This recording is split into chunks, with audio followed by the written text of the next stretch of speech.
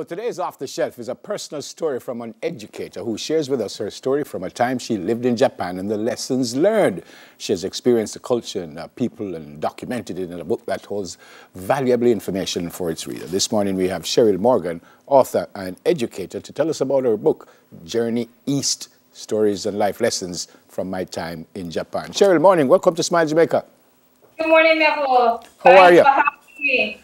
It's really nice to have you with us. Why did you go to Japan in the first place? Okay, so when I went on the JET program, it's all documented in my book.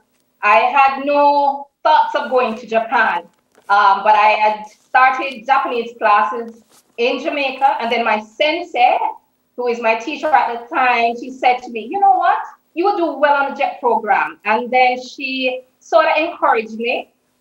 It's all in the book. I entered a language speech competition, and I said to myself, if I got any of the prizes, then I would go to Japan. I would apply for the program, and the rest, they say, is history. Yep, stepping into the unknown. Chapter 1 says, what on earth have I got myself into? What did you get yourself into? Oh my goodness, I got myself into so many things. It was just an explosion of culture, an eye-opening experience. So I learned a little before I went. I learned a little of the language and the culture, but nothing could prepare me for what I saw when I touched down on the ground. It was an experience like no other. I was exposed to different ideologies, the culture, the foods, the different seasons. It was like a journey beyond my wildest dreams and imagination. But not only that, I learned so much during my time there, and there were so many life lessons that I extracted from my time, and that's all placed in the book that you have there with you. Chapter 7, early in my stay in Japan, I came to realize that the Japanese do not wear their hearts on their sleeves. Explain that. Okay, well, in Japan, they actually hide their emotions. So you really don't know what a Japanese person is really thinking. And even after being there, you still don't know what they're thinking. In that chapter, I wrote that I was sitting at the computer one day and my head was just down. I was saying, like, why don't these people just say what they mean? So it took some time for me to start to understand the whole notion of language and what unspoken language and the meaning behind language. And so that's how I learned. It was a gradual progression. And then I began to understand some of the little idiosyncrasies that came with the whole notion of language. Chapter 11, when tragedy strikes. The second paragraph starts by says, one day I came home from work exasperated and released my frustration on a listening ear. Should I say what you said?